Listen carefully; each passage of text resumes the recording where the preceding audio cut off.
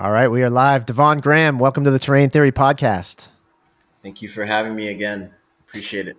Love to know your definition of scalar light or scalar frequency.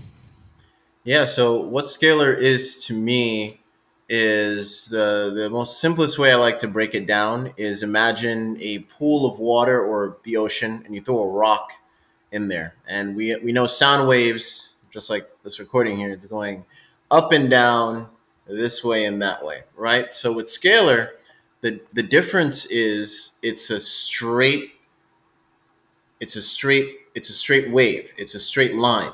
And no matter if you throw a rock in there or any disturbances, it won't disrupt that line. So you can utilize scalar as a carrier wave for frequencies or even light, because technically light, color, even sound, even electricity itself is a derivative from scalar. So if you want to call even scalar the source of it all, you could even say that. Scalar is actually the only material that's ever also been inducted in the hall of Qigong and Qigong versus a monk or a master. So the masters and even my mentors say that scalar is fulfilling some type of prophecy. That's what they believe. So what traditions are accepting scalar as sort of a prophet? Basically, the Chinese tradition is accepting scalar, Qigong, and the Hall of Qigong and the Hall of Qigong. And what is the origin of scalar? Where does it originate from? Where can it be found? The origin of scalar is literally in nature. You know, you cut off the bark of a tree and you see that spiral. Even if you were to split the head open and you look at the nasal cavity, you see the spiral. And that is a source of, if you want to call it the void or the source of the atom, etc. That's where scalar derives from, because with scalar there's no point A to point B, there's only point A. So there's instantaneous action, there's instantaneous effect, if you will. So there's also even a connection with how studies of how scalar affect hydrogen bonds, which is technically water. And that to me is how water is also malleable and gives water the malleability it does to fit any shape and any form, and also communicate in that regard. How did you get into all this? How did I get into all this? So honestly, this started in high school when everyone was going to lunch. I was going to the library, researching all different types of quote unquote conspiracies, if you want to call it that, and just looking outside of the box and always realizing there's more. And then fast forward to today, it was about 3 years ago, I met my friend John, who actually introduced me to the concept of scalar. And we were introducing scalar to my platform and my people. And then when he moved to Mount Shasta, it forced me to create my own scalar devices and stuff like that. So I comprise everything I learned over the past 12 years into the stuff that I have now. What were some of the key sources that you found, along this journey, and that you might turn back to now, that informed you about scalar and some of the work that you're doing? Bokovich is one, and actually that was Nikola Tesla's one of his favorite authors to read is Bokovich, and also Odin as well. Dr. Odin is also a great source, but mainly Bokovich, because Bokovich came out with a book called, I don't know how to translate it to English, but it's called Naturales de Philosophies, basically the philosophy of natural law. And that book you have to literally read that book at least over 6 times. It will literally give you a headache reading that book. But it shows how it just, to me, it's another form of how Bokovich described animism, in the aspect that everything is alive down to the inanimate object, no matter how still it may be, even before Western science caught up and said that, everything is moving at a molecular rate, while ancient traditions, all the way to Africa, to Bokovich, to the Greeks, they said that everything is living, everything, no matter how still an object is, it has a soul. Yeah, which is the most beautiful philosophy I think one can subscribe to. You practice and teach alchemy breathwork. Can you talk a little bit about how you got into breathwork and then how alchemy breathwork is different from other breathwork modalities? Yeah, so I got introduced to breathwork by a Bigu master, if you want to call him. Well, he doesn't like to call himself master anymore, but a Bigu practitioner. And I lost everything to a business partner at the time. And one of my focuses before leaving California, because that's where I was, I drove all the way from Jersey with the business partner, lost everything there. And one of my things on the bucket list was to go see the Bruce Lee statue in Chinatown over there. So when I went over there, there's actually, if you guys are familiar with that area, there's actually a community center in the back, like a whole playground. So they were actually flying in people from all different types of practices, and they were giving their sermons of why this should be. It's great for children and great to practice in everyday life type of thing. And just hear him talking about the power of breath and fasting. I went up to him afterwards and told him literally, I literally lost everything. I'm dealing with this and that. And he said, all right, if you're serious, if you want to go on the path, let's do it. And he took me under his wing for over 6 months. It was kind of like the Karate Kid, because after that whole experience, I watched the Jackie Chan version of Karate Kid. And I was like, yeah, this is similar. You know, being out in the sun, tied up, not scratching an itch type of thing. Mm-hmm. And that's how I got introduced. I was technically initiated into the Bigu practice.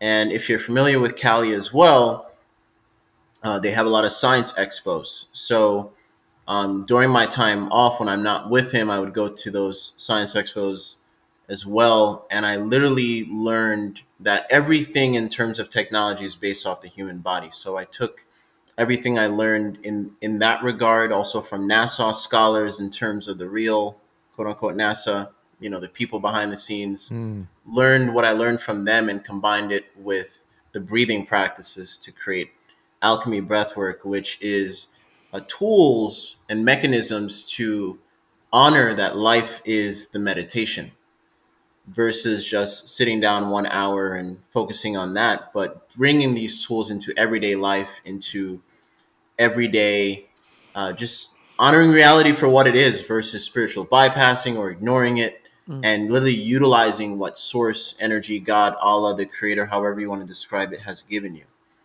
So is it a matter of approaching the breathwork session with a different intention? Or when you say tools, are you talking about actual physical tools or materials? I'm trying to break down a little bit more, like, what does it look Yeah, like? so within alchemy breathwork, you know, the key word is alchemy here. Literally turning, instead of turning a physical object into gold, it's turning every breath into gold. And that's what we're focusing on when it comes to alchemy. So things like mental breathwork, where you're utilizing things like colors. Colors is universal everywhere you go. But how is your relationship with colors is a thing. I've never even been asked that question. Exactly, right? Colors is so universal, and colors, whether we like it or not, in our subconscious holds either a traumatic experience with colors. You know, let's say you go on a really tough breakup, and even down to the clothes that you're wearing is impressed in your subconscious as well. So there's even a practice when it comes to that, is utilizing, you know, when you go through those tough situations, you know, a great practice is, if you still have that clothes, whatever you have went through on a particular day, so actually wear the clothes and do certain breathing practices to rewire that pattern or that instance in your subconscious as well. And that's even a powerful practice in itself, just sharing that. But again, colors is universal, utilizing trees, utilizing the color of the sky, and building a relationship with it via breath, because everywhere you go, you're breathing, right? So as you're seeing the green trees, You can say that I'm inhaling as you're physically inhaling as well. I'm inhaling green healing energy. I'm exhaling green healing energy. Or I'm inhaling green healing energy towards a particular area in my body, and either tap it while you're also seeing it, feeling it. And you're also not lying to yourself. That's another beautiful thing about it. And there's studies that is coming out saying that every time you tell the truth, your neuropathic, your neurons actually fire up and connect even at a deeper level. So the breath is the truth. You can't deny it. You're breathing 24/7, 365, and you can utilize that as a tool. I love the idea of working on a relationship to a specific thing, like a color or trees, because there's like a natural progression here. If you go from animism and this acceptance that everything around us is alive, it stands to reason that there's value in taking time through breathing to forge a relationship with everything potentially around you. There's no end to the things around you that you could spend time creating a relationship with using this sort of breath work. Exactly. Like the rock on the ground. There would be value in sitting and I'm going to spend this next hour of breathing forging a relationship or working on my relationship with that one little rock, and then repeat for however many rocks there are in your driveway, for example, or something like that. Yeah, even down to the average person working a 9 to 5 job, etc. Because I personally was homeless myself and experiencing that, sleeping in Dunkin' Donuts. But it occurred to me every time I heard the cash register go on and off, or someone connecting with money, I'm saying to myself, I'm breathing more life into that energetic exchange, or better. Keyword or better. It's Mm. always good to add the or better in there. Hmm. And now you're learning how to literally breathe life into a particular energetic body that is part of you. In the aspect of animism, you can call it your money body if you want to call it that, or your wealth body, however you want to describe it. But that's what's happening in all of our experiences. We're literally embodying those experiences, and in a way we're literally channeling at the same time. We're literally channelers, or I like to say we're stewards, because the body is the receiver in terms of thoughts. And going back to the aspect of scalar, the body is scalar.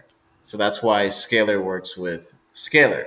Now you can use scalar in a disharmonious way as well, as they've done the past 30 plus years with Harp and other companies, not just Harp, but there's companies now you can Google and go online and pay to weather modify your place for a birthday or something like that. So it's no secret at this time. Is scalar at odds with EMF, whether non-native EMF or native EMF? Is there overlap, or is it a completely different type of light energy? I would say it's completely different, but the key thing, the beautiful thing with scalar is the scalar can harmonize, not block. Keyword harmonize. Yeah. And that's a beautiful thing. I'm learning to really love what scalar has to do. Because, of course, there are certain devices out there that can block EMF, but when you place those devices, depending on where you place those devices, it could actually amplify the harmful radiation depending on where the signal is coming out of. A lot of people don't talk about that when it comes to orgonite pieces and stuff. And that's why I kind of strayed away from that and just mainly focus on the scalar aspect and running those type of machinery, because why not? Because they're literally using the same type of machinery with crystals and stuff of that nature to do whatever they are doing. And I like to say whatever they are doing, we can do too, but in a harmonious way. Yeah. I mean, just today I got a little pile of your beautiful Oh, snap. stickers. I mean, literally, I was driving up the driveway from checking on a friend's chickens, and they were waiting for me in my mailbox, and I was talking to you an hour later. So that all seemed very uh, in tune and harmonized. And here you are. Hmm. So let's talk a little bit about the technology that you are creating. I mean, everything from these stickers to this scalar energy gun, for lack of a better Or term, that the I've plasma projector. Yeah. yeah, talk to us about how that all works, how it came to be. Are you making these technologies?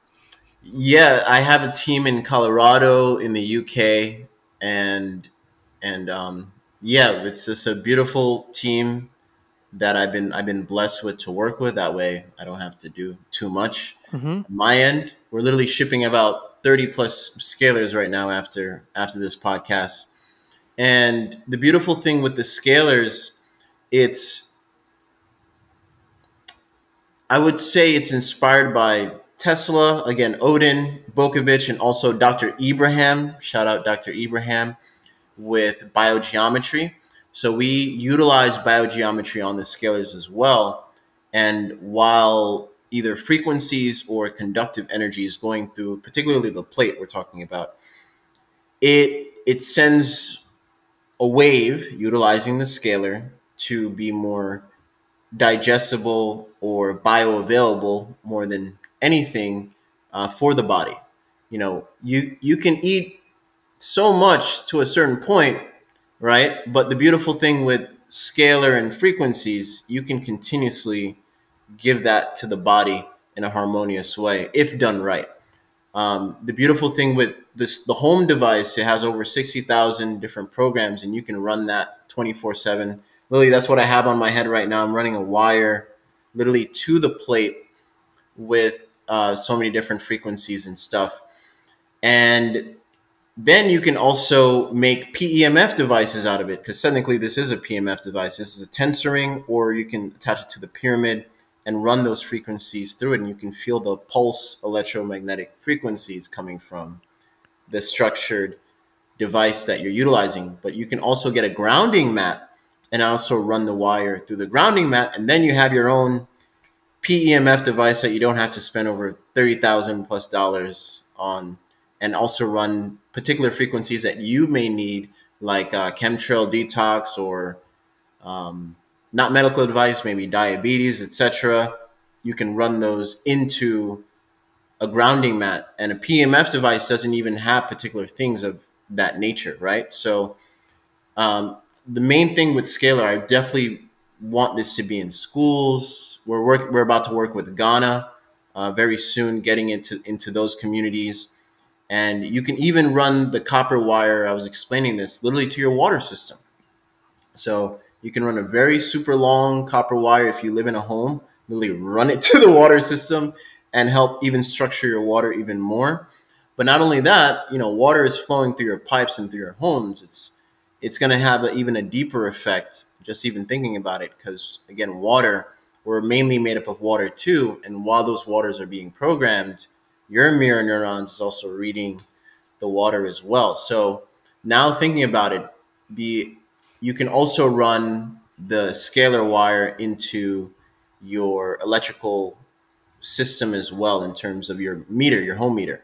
So we've seen beautiful things that's been done with tensor rings when it's placed on the meter as well, to reduce also costs. But now when you're running the scalar to your meter, now all those electrical signals in your outlet in your wall is now scalar infused with those frequencies, which is pretty powerful too. When you say running the scalar to the meter, can you walk us and the listener through what that actually looks like? Like what device is doing what and how you attach it? And So I just want to also let it be known that scalar is a form of, you can literally look at it as Wi-Fi as well, in terms of, not, you don't physically have to touch a scalar, but there's another way of experiencing scalar at a more deeper level, if you will, by running a copper wire, wrapping it around the scalar plate itself, and then literally running it either to those systems that was described, like the meter, or you can run it to things like this that I have on my head, the tensor ring and where to sleep, or a grounding mat. And what else? Oh yeah, I've done a party where we ran the scalar wire literally into the salt pool while I was playing frequencies on that.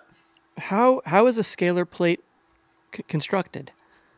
Yeah, so the scalar plate is constructed with composite material, including gold, which is Mm-hmm. very important, that I've Mm-hmm. learned from someone in the field that's been in the field for 30 plus years, that's met um, many different practitioners that have brought these type of devices into the world. and they told me that you need to use gold because gold is a beautiful way of delivering the energy to the body in a more harmonious way, because there are certain scalar devices that may be too harsh on the body. And when we look at gold, now we can look at also ancient temples that are, in my opinion, I call them scalar temples, Mm-hmm. because they have the same symmetry, the same circuitry on the bottom of these temples made of gold or copper or some type of metal. And when the energy is running into the building, either a person would lay on it way before there would be chairs and they would be used as quote unquote churches. People would lay down on it or even meditate in it. And that's my theory of how these places were utilized back then. That's beautiful. We've been doing a lot of research and conversation around these cathedrals, for lack of a better term, right? Or these Or they're domes, called relics as well. relics, dome structures, as energy stations, potentially, or power stations, but more importantly, healing creations. So, Devon, can the listener, the average individual, order from you one of these scalar plates? Yeah, there's a home version. There's also a portable version that has a crystal in there. And the portable version, we can tell you that it has a range of 12 miles based on the square law, utilizing those particular antennas that's being placed on the scalar. But with the home version, there's not really a way to tell how far it goes, because it's scalar. There's technically no real way to measure it. But the particular antenna is what we use with the mobile device. We can tell you how far it goes. But I like to tell people your next door neighbor will feel it when Right. it comes to the home version as well.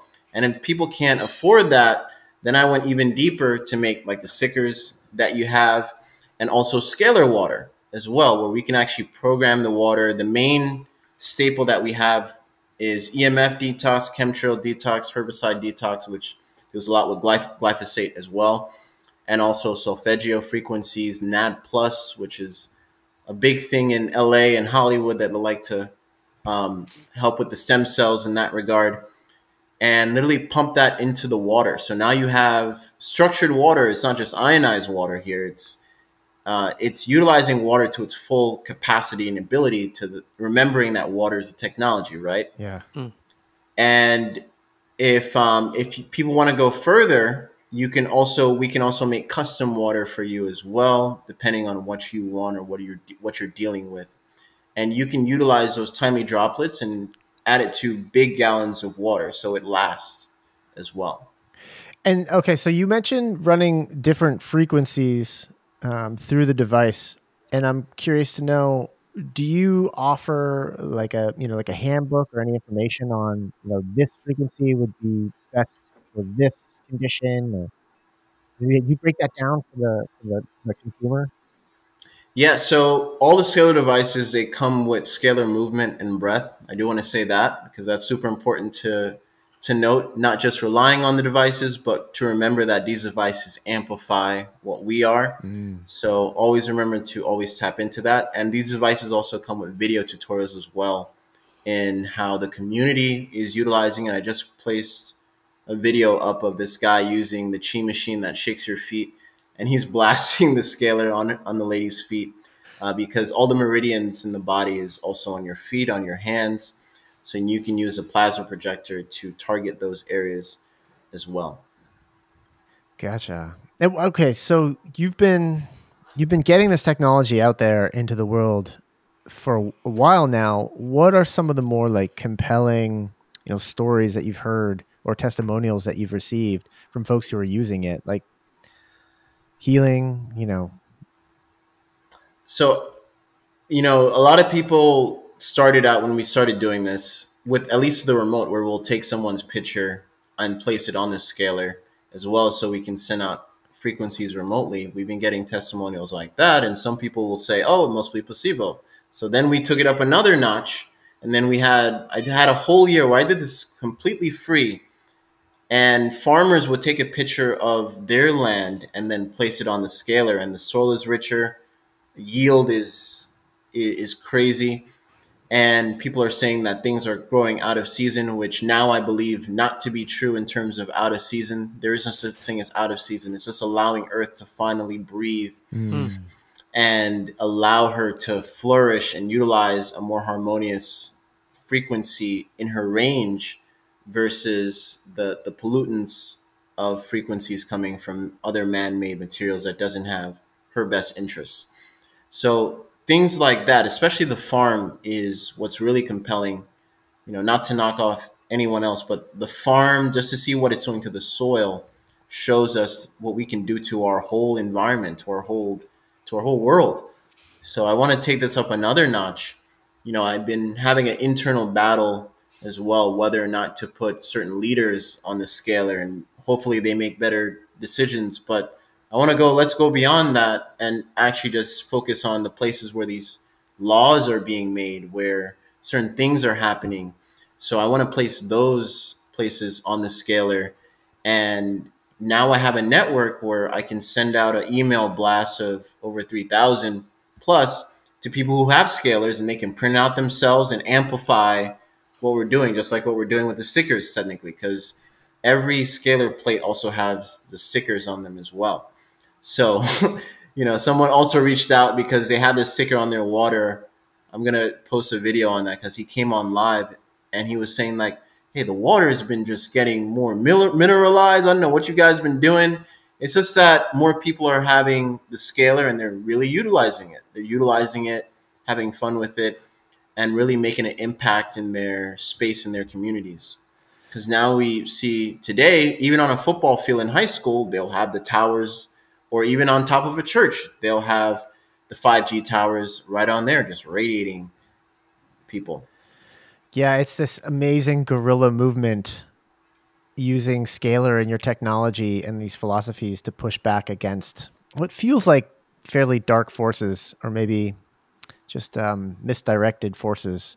And so you mentioned using the scalar to get ahead of some of some of these cities. I think you've been using it to address what's going on in East Palestine. Can you speak a little bit more about some of those actions that you're taking?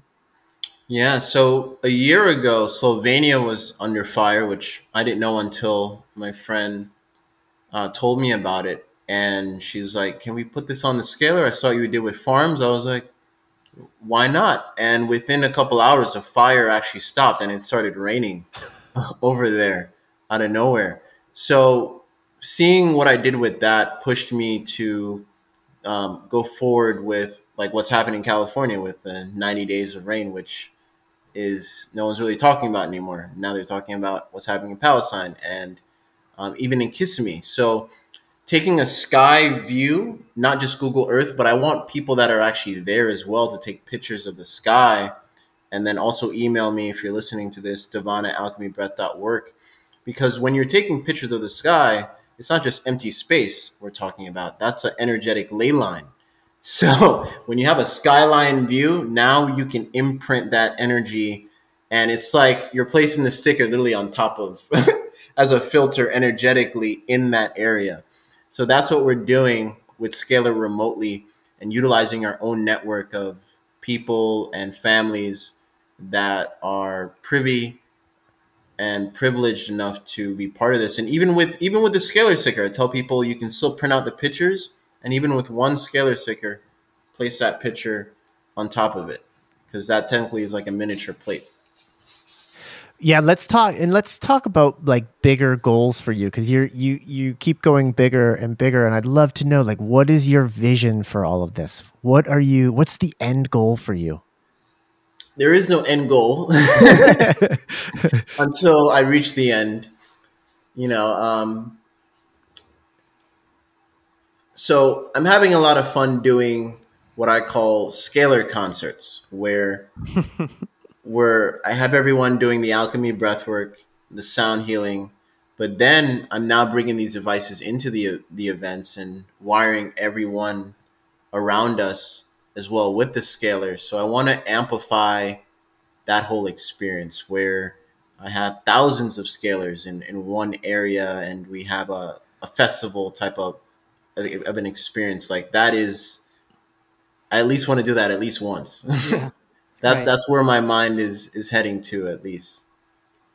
And it's funny, the last event we did, my friend Ron, he took a picture and he was like, I don't know if you noticed, but the clouds were going in all different geometric shapes only around us. So just seeing that picture, I was like, imagine. And just like the little experiment I just did with the pyramid, instead of plugging an amplifier into the pyramid, I actually plugged the actual scalar plate into the pyramid as well. And I showed that with a voltage meter, the pyramid and the scalar was supercharging the air so much that the voltage meter was reading it without touching anything. So that also shows me, imagine this thousands of years ago. What if all these ancient temples were alive? Imagine what the air was like. Yeah.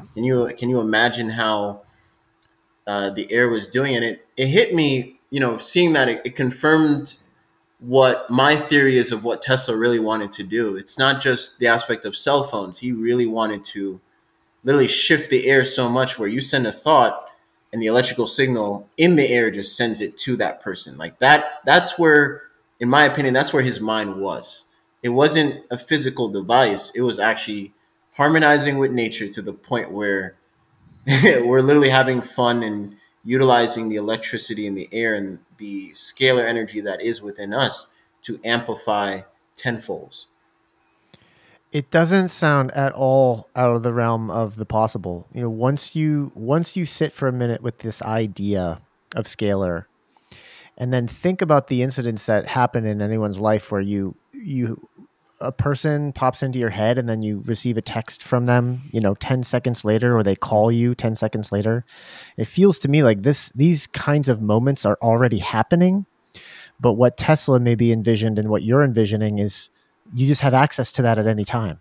At any moment, you just have access to it. And it's a way of instantaneous communication using thought alone. And thought itself just being what? Vibration, right? Just energy. Yeah, and it makes you wonder as well, with all these temples that looks like the same, even though one is all the way in China, one is in Africa, one is all the way in the UK, in the midst of the jungle somewhere in the UK, right?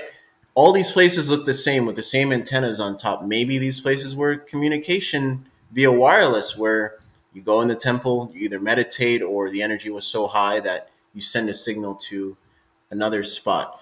And there's a spot in Ethiopia that looks like a cross, and archaeologists say that the only way of building such a beautiful monument was via laser. Mm-hmm. And some theorized, where are these devices, right, that built these things? And in my opinion, maybe they were so organic, they just they just got either destroyed organically over the years or hidden, because there are monks in Ethiopia that say they still have some of these devices, but they're protecting them, etc. And even in Mount Kenya, that claim that they have the piece of the Ark of the Covenant over there, which is a device as well that they want to turn on very soon. Mm-hmm. Shout out the Prince Ambassador, Prince Michael. Shout him out. So this place in Ethiopia was a spot where leaders from all over the world, tribal leaders, kings, queens, would go meet at a spot where there's no war, no bickering. This would only be like the meeting ground. How did they know? Going from all the way in China, going all the way in Australia to meet at this Ethiopian spot. How did they know? It must have been wireless communication or other means. But to have all the different leaders from all different worlds meeting in that spot, come on, I think it's definitely wireless communication at that point. Yeah, certainly there are questions that are being asked that deserve answers. Let's talk about sacred geometry and the place and the role that sacred geometry has in your practice and some of what you're doing. Yeah, sacred geometry has a lot, like frequency breathing for one. You were literally, when it comes to alchemy breathwork, it's structured breathing, and structured breathing is sacred geometry. we have frequency breathing where we're inhaling 5, long exhale, then inhale 2, long exhale, inhale 8, long exhale. And that is internal acupuncture. It hit me the other day. I'm like, this is technically internal acupressure, or internal acupressure, we should just call it that. And that is printing a geometry in your lungs. And then the lungs is then sending that geometry into the bloodstream. That's incredible. Okay, what else? In terms of sacred geometry. Yeah.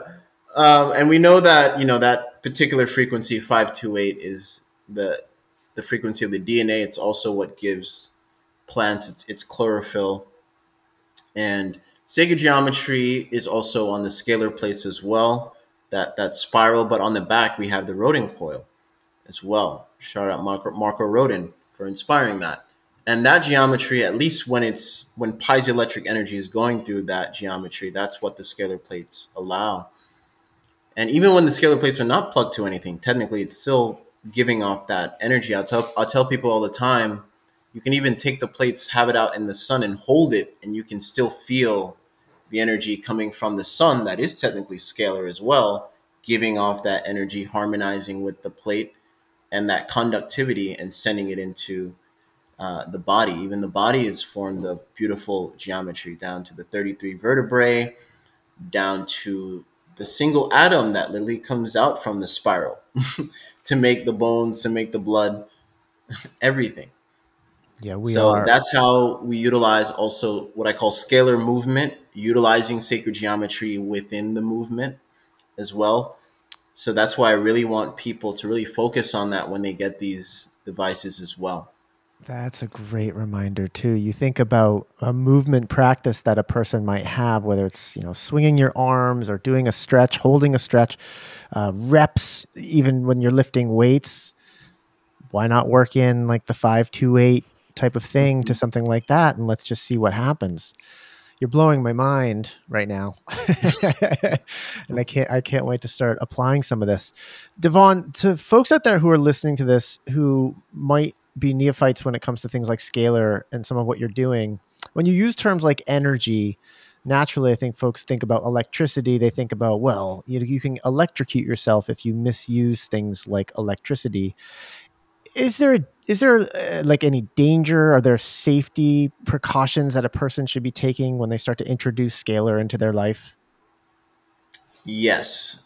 When it comes to the plasma projector or wiring yourself with the home version, if you have a pacemaker, I don't recommend it. Okay. Just, with the scalar, you don't have to touch it. That's the beautiful thing. You really, depending how long the scalar sits in your home or that particular area, if you go outside the bubble, you'll feel the contrast. You really will. Definitely with the scalar stickers, place it all in your corners, as many corners as you can.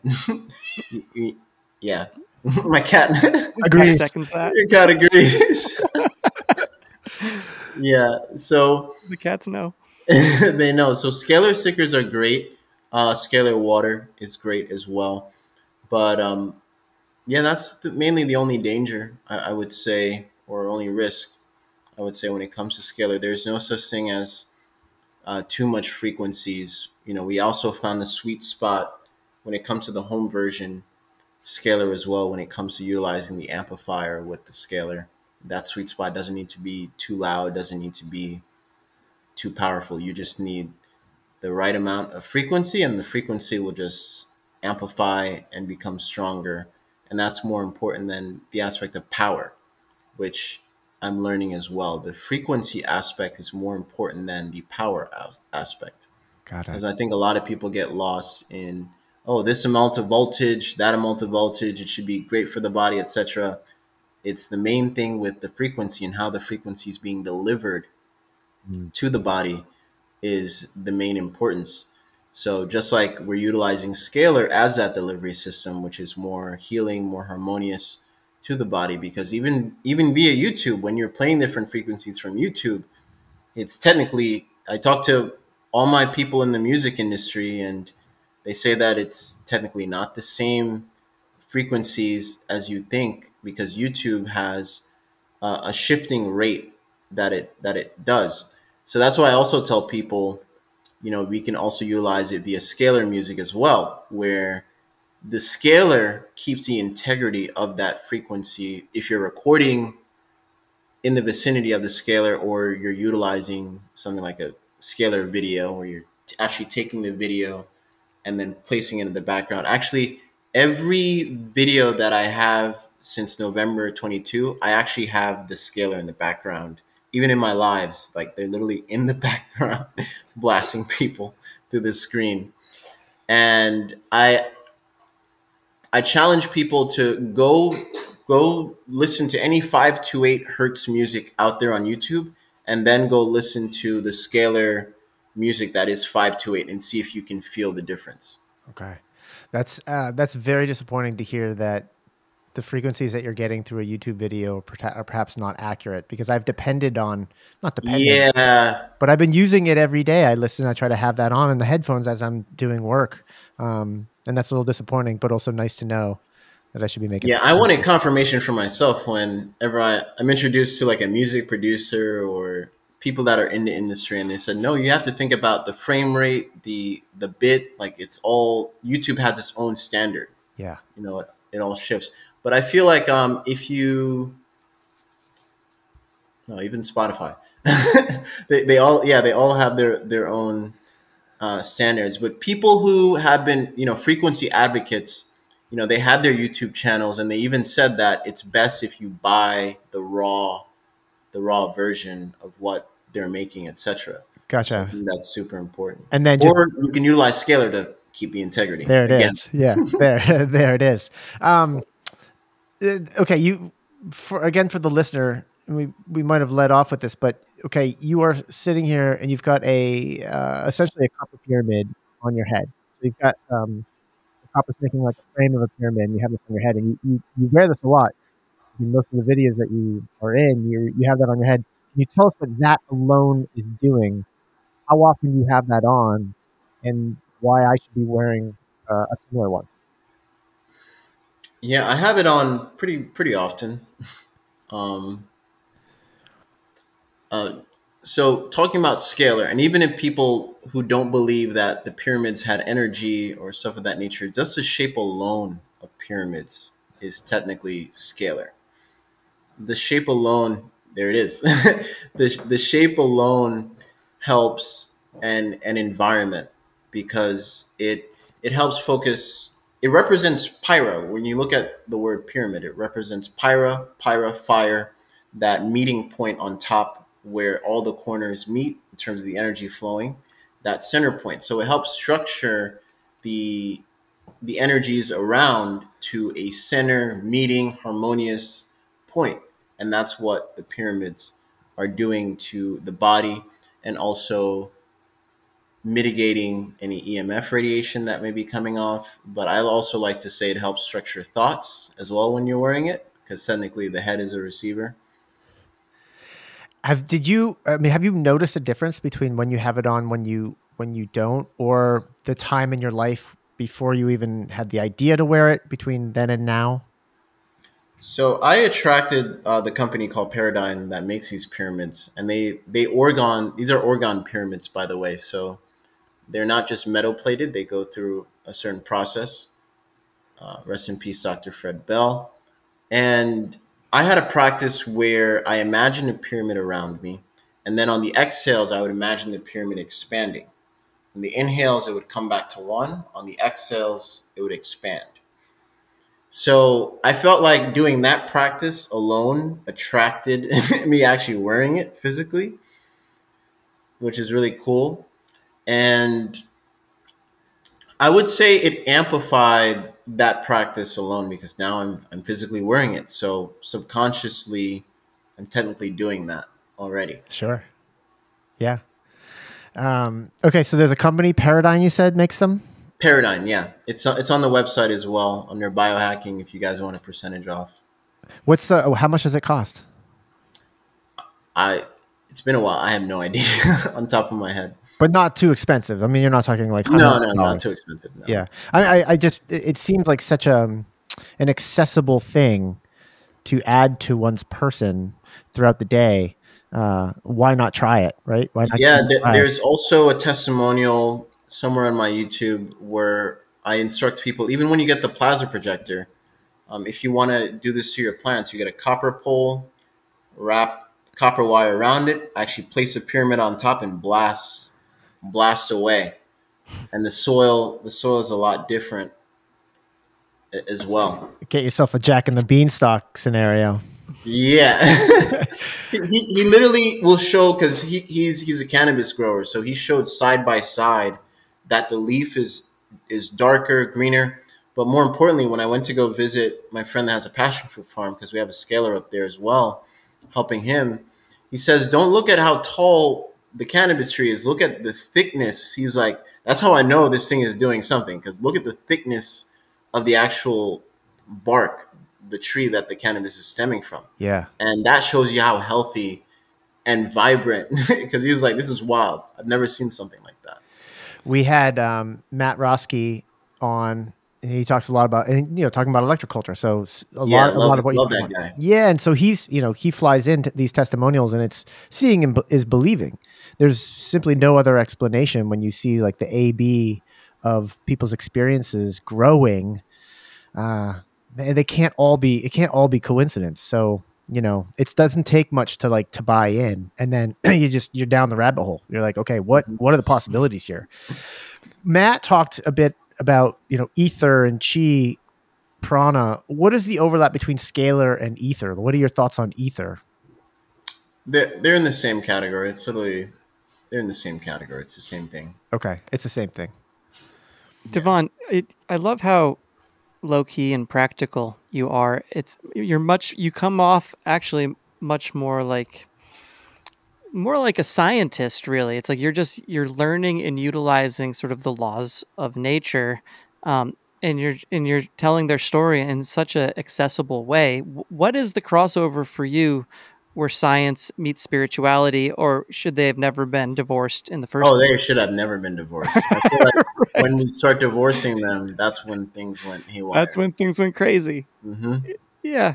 So you're just bringing back the ancient science, which is spirituality. I made this connection last night on my live. I said that, going back to the aspect of animism, right? The soil. You guys know the movie Ant-Man and the quantum whatever. So even when you see the trailer and you see how different the world is, that's literally what's happening in the soil. Soil, there's science on soil of how there's quantum connections with soil. We're talking about soil here. Yeah. And, when the body becomes ash and it goes into the soil, technically, isn't that a piece of you energetically in the soil, spiritually in the soil? So you're like a part of the soil. So technically, the soil is filled with spirits or our ancestors, if you will. So, the aspect of spirituality and science, everything is spiritual, everything is science. So there's a connection there. Devon, it occurs to me, however, that modern society, we don't necessarily return as ash to the soil. We get entombed in caskets that then get buried. Mm-hmm. and it's almost like we're preventing this return, this cycle. And it makes me think a lot about our divorce from nature. Where are you in your life in your relationship to nature as a whole? What do we as like humans do to restore that relationship and reconnect? Yeah, my relationship in that aspect is to honor whatever we create, to be harmonized with nature, because even this laptop I'm talking to you with, it has a crystal in there somewhere. Even the metal itself is technically a crystal, right? And it came from nature. So it's all how we utilize it to make the best out of this human experience. This idea of how we utilize it seems to be central. I mean, there's plenty of scuttlebutt in my feed, too much probably, about things that we've already mentioned in this conversation: HARP, DARPA, the weaponization of frequencies, pulsing weapons, all this.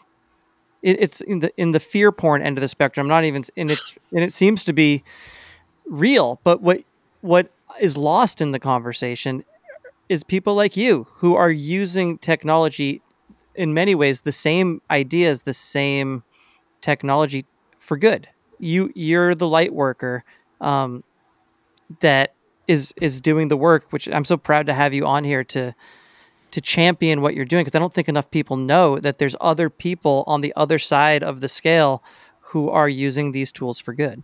Like I said, I think it's so important to, whenever we get bombarded with any of that, to say that whatever they can do, Yeah. we can do as well, because it actually took a small amount of them to do what they're doing, Yep. right? And of course they get all the publicity because they've got they own all the channels and all the media and blah, blah, blah, blah, blah. But here you are, it's like doing incredible work with, I imagine, very modest means as you began, and building it up from scratch. And it seems to be spreading, uh, not like wildfire, but like scalar energy. It's instantaneous. Yeah, well, they do. They own those channels of communication until Tesla's vision is realized, and we can send the communication instantaneously, thought to thought. Then the light workers win. Yeah. Well, it's fun. I was just listening to it, an analysis of this whole Project Bluebeam, and again, like this dystopian idea of being able to plant ideas in people's head, uh, for ill, like to impregnate their minds with suicidal thoughts or what have you. Um, but it's, once again, it's the same technology. It's not a foregone conclusion that it has to be doom and gloom. Right.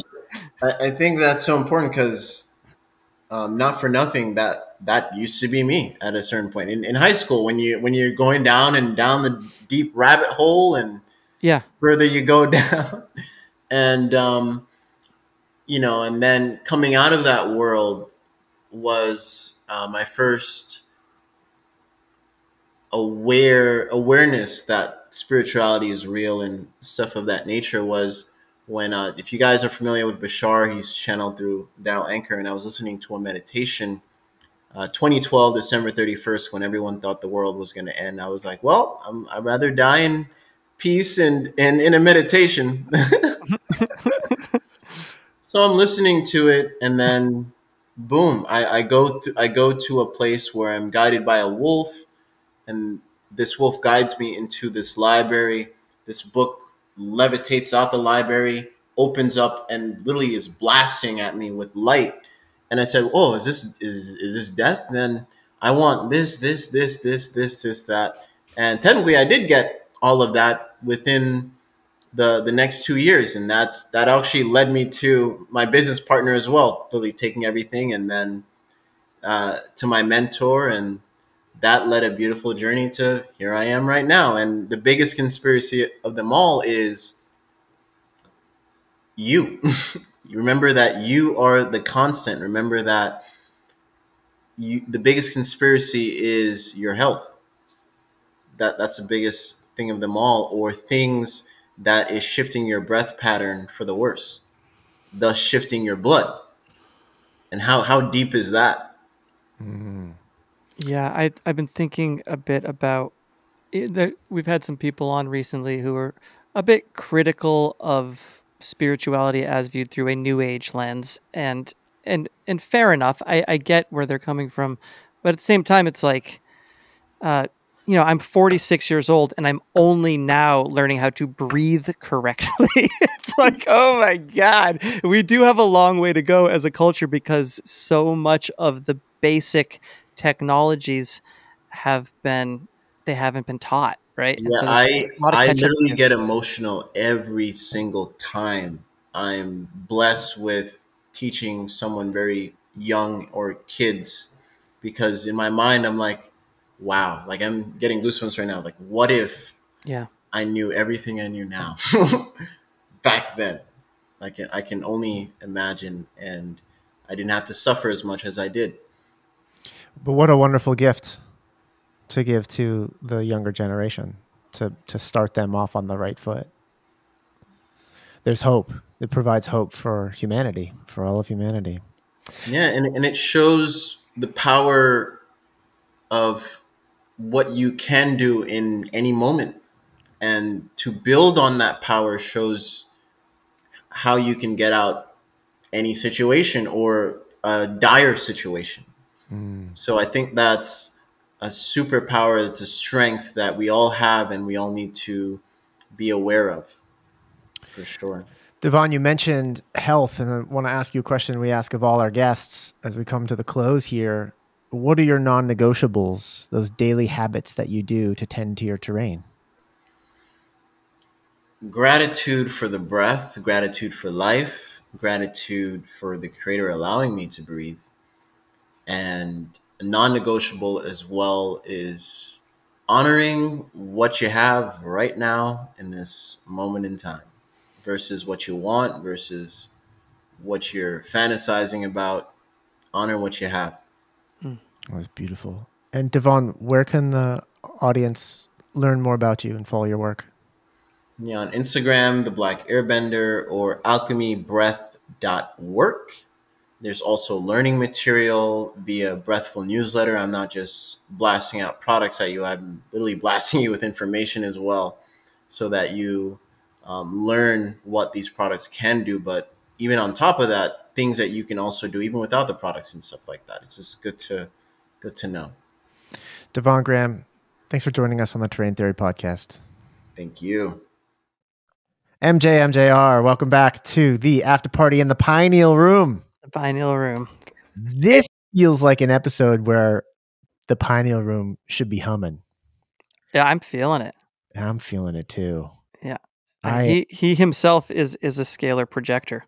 Yeah, without question. The more we dive into this topic, scalar light, scalar frequency, tying it to like electroculture and some of these experiments that have been done, people out there in the world applying this to things like growing food, and you look at the testimonials keep piling up, and you go, okay, at some point, none of this can be just coincidence. You can't just say this is coincidence, and you can't just say it's a placebo effect. Like a tomato doesn't feel a placebo effect. It doesn't know, someone using scalar technology, remote scalar technology to help it grow. Same with the soil. At some point, you just have to go, okay, there's something here. Well, what seems maybe the profound is the word, is that it's not that this is some newfangled technology that a bunch of hippies are stumbling upon. It seems like this is the old shit. This is the suppressed shit. This is how it, I don't want to say ought to be, but this is the harmony. This is harmony. This is earth. This is science. This is spirit. This is it. And it's sort of, it's the great remembering. Mm-hmm. I think like I'm so energized by the possibility of it. In fact, I think I'm most energized by the possibility of this. Yeah. I mean, we're still so energized by the possibility of just my body itself, and what is possible in health, what my this vessel that I've carried from day one is capable of doing. But you start to think about the incorporation of the rest of the natural world, and then also the fact that like it's all interconnected. There's really no separation between that and me. You and me, the rock and me. And when he mentioned animism, of course we light up because that's what Daniel Quinn subscribed to. It was the very thing he said, that everything, there's life in everything. The spirit, the creator spirit is in everything, all objects, animate and inanimate. And these are dots connecting in real time. So yeah, man, and it's in the language as been brought up by Rob Williams. Inspiration, respiration, even conspiracy. It's to breathe together. It's right there. The 5-2-8, the inhales. Woo! That's incredible. I know that concept is incredible. You start to work these numbers, the sacred geometry into your movements, into your actions. You could imagine getting somewhat OCD about it, right? I'm gonna, like, if I'm gonna pour water, I'm gonna go 1, 2, 3, 4, 5. Why not? I guess why not? Yeah. People are like, what do you do? Why are you turning the doorknob 5 times and then waiting? And well, listen, I'm just channeling the scalar. Yeah, when I walk into this room, I want it primed. That's it. Yeah, I suppose if you are going to be OCD about anything, this would be it. But I've been the last week I've been doing this like movement in the mornings that incorporates a little bit of, I guess, what you would call like Tai Chi, but just opening my hips, my shoulders, my upper body, my lower body. And since I've started doing this just religiously in the morning, I feel like I'm moving. I feel things in my body that are moving. Before, I don't even need any like caffeine. I'm just like, I'm alive, I'm moving.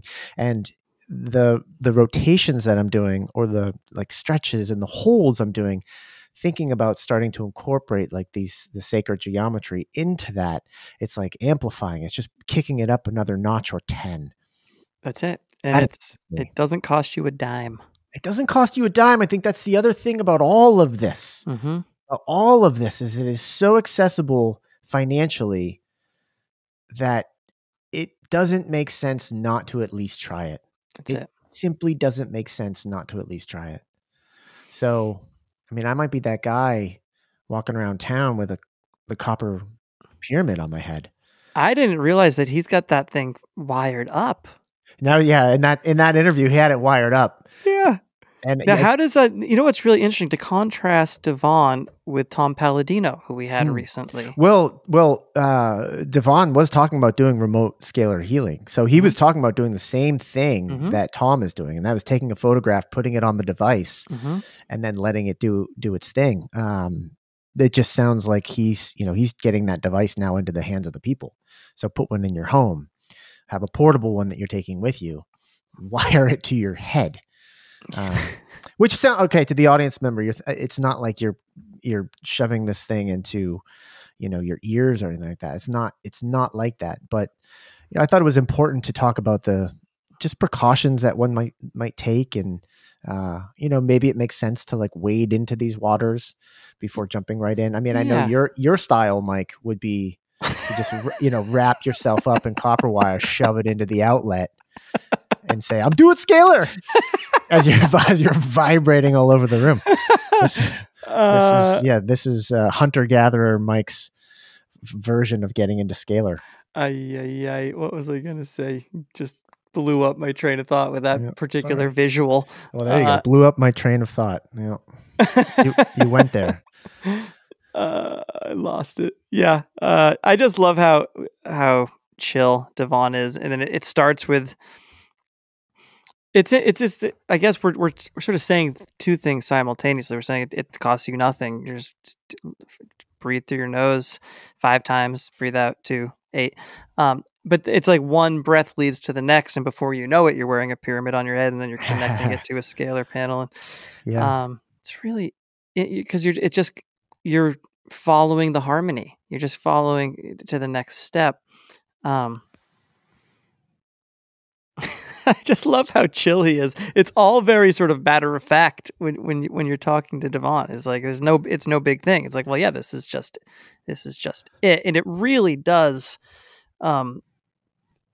pique my interest. It was already piqued because I talk about it all the time. It's just these cathedral structures, these dome structures. It's like it just seems impossible for it not to be what our suspicions are telling us that it is. And even today, it's like this idea of what's going on, even in Ukraine, that they're blowing up these ancient cities and these old cathedrals are being destroyed. It's you can't dismiss this idea that they're literally trying to remove a scalar civilization from our awareness. And if not what we suspect they are, at the very least, more than what we've been told they are. Sure. Yeah. But that's what I like about Devon. He's like, yeah, I mean, he's not, there's nothing, there's no alarmism there. He's just like, he's like doing his thing. He's like, when I was in high school, I was sort of there, and I was in the, in the doom and gloom, and then it's like, and now he's just transcended that. He's walking in his light. Yeah, there's certainly no fear in any of his message, is there? There's no fear and no concern. It's pure empowerment. Wasn't that an important reminder, Ben? Because we're on threads with different groups, and it's like it's mostly a lot of fear and darkness that come through pouring through those feeds, and it just compounds and creates a disharmonious energy in our bodies. The entire globe. Do you think about that? The entire globe on that low vibration of fear. I mean, what is that doing to just compound that which we fear? Yeah, I remember what I was going to say. It's interesting to see where this crosses over, because when we had Brandon Gilbert back on to talk about solutions, right? And what did he suggest? Neurofeedback. Particularly brain therapy. Movement. Wouldn't you argue that these are chakras and energy? That this is scalar attunement? Mm-hmm. I think he didn't use those words, but it certainly seems. It's not a big leap, is it? No. From one to the other. Alchemy Breathwork. Alchemybreath.work is Devon's website where you can do some one-on-ones. You can actually schedule one-on-ones. He's got like breath healing shop going on there. I'm tempted to book a one-on-one with him just to get to know a little bit more this particularly alchemy breathwork and this difference between that and other modalities. Yeah. He's got my attention. Yeah. Well, his personality is so, it's the most low-key charisma I think I've ever encountered. He's so... It's a very quiet confidence, isn't it? It's a quiet confidence. That's right. Yeah. And it's really, I just really appreciate what he brings to the world. Absolutely. Yeah. Okay. So are you going to Copper Pyramid? What is it? Paradigm is the company that makes those? Yeah. Yeah, so that's going to be something that's going to arrive soon for me. I have to make that order. I just don't see myself now spending a waking moment, particularly when I'm like at a workstation. I know I've got Wi-Fi. There's a 5G tower right up there. I don't see myself in a waking moment when I could have a copper pyramid on my head, not wearing one. I just don't see the point not wearing one anymore. I know. Well, and it's so funny because we question it, but like society at large, like, there's a 5G tower and there's ubiquitous Wi-Fi, and people are like heartbroken if there isn't Wi-Fi in a location that they've gone to, and we take it all for granted. Like, of course, this technology exists, and so that's what Devon's doing. Is like the inverse technology exists to mitigate and to harmonize. Yes. And society at large will roll their eyes at those technologies, but it's just a balancing force. That's all it is. I think the ultimate realization of our potential as humans in this physical vessel is to achieve a state where we don't need the materials to protect us. Right. We just exist in a state where our thoughts, our vibrations, our breathing, all of that is just working to, as he said, harmonize these energies and frequencies rather than blocking them, which made me think a lot about the martial arts Aikido, which uses your opponent's momentum and movement, and you sort of take that and you incorporate it into, what becomes like a throw rather than like aggressive blocking. Yeah. You're just taking what's there and moving with it to accomplish a goal, and that is basically not get hurt. And it made me think a lot about that. So rather than like trying to block things out, it's like water. It's just it's a flow of water, and when you try to aggressively block that water, rather than I'm going to incorporate that into what I'm already doing, it simply feels more harmonious, which is exactly what it is that you're doing. Yeah, it's like warlike. Yeah, it's the science of harmony, and to imagine that an entire region, let alone a whole civilization, could be founded on the premise of harmony, and that it's not just, a wistful concept. That it's a science. It's a science that is spirituality. It's all this beautiful prismatic reality. It's Mm. the best. As the Mandalorian might say, this is the way. This is the way. This is all signs point to scalar harmony. Scalar and harmony. Yeah. Well, folks, nothing you heard here should be taken as medical advice, as neither Mike nor I are medical experts. Remember that you are light, you are love, you are scalar, and you are your primary healthcare provider. Thanks for tuning in, and we'll catch you on the next one.